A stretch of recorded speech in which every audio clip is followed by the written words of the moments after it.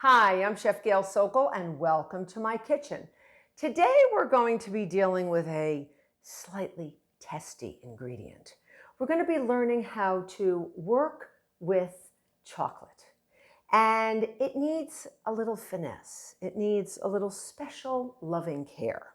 And I have learned in my many years of working with chocolate, and I love chocolate, what it likes and what it doesn't like, and you learn pretty fast. The first thing is a lot of recipes ask you to melt chocolate. So a lot of people will melt it in the microwave, and there's nothing wrong with that.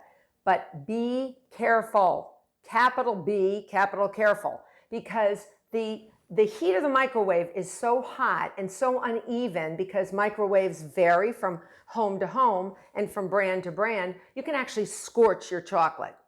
Done it, been there, awful, throw it out, very bad. So do it on a very low heat and do it for a few seconds, see where you're at, and then go back and do more. Don't just do minute after minute after minute, okay? That's number one. Number two, the way I like to melt chocolate is in a double boiler or a bain-marie, like the French would say, a warm water bath. So I have about an inch or two of water that I brought to a simmer on the stove. And then I added my chocolate into a heat-proof bowl. Make sure it's heat-proof or else it'll literally crack. Get the water off the heat once it comes to a boil and drop that chocolate in there and just stir it until it melts and gets beautiful and silky. Okay? And the next thing, when you add this chocolate to the remainder of your ingredients, be careful because when you lift this up, you see the beads of water dripping down? You want to make sure that's steam from the water that was boiling and the hot, warm air. So you want to make sure you wipe it off before you add it to any ingredients, or you're going to end up with some unwanted liquid in your ingredients. All right, that's number one. And number two, make sure that you do it and take your time with it. So chocolate, if you're adding something like a light butter, sometimes chocolate's melted with butter, you want to make sure that that butter is a rich, really high quality butter. If it is a light butter, I have found the chocolate sometimes will seize up.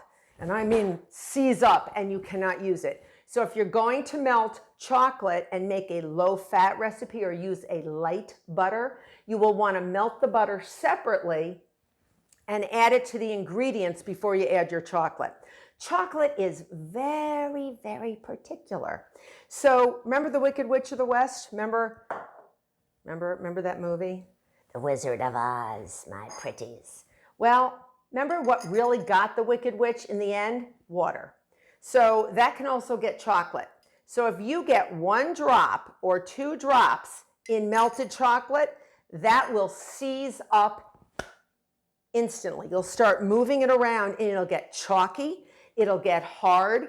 Nothing will be able to bring it back. And trust me, I have tried.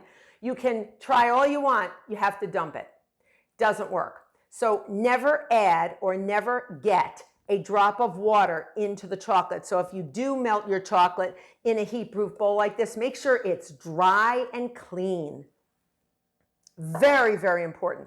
Now you can add water to chocolate. You just have to add enough of it.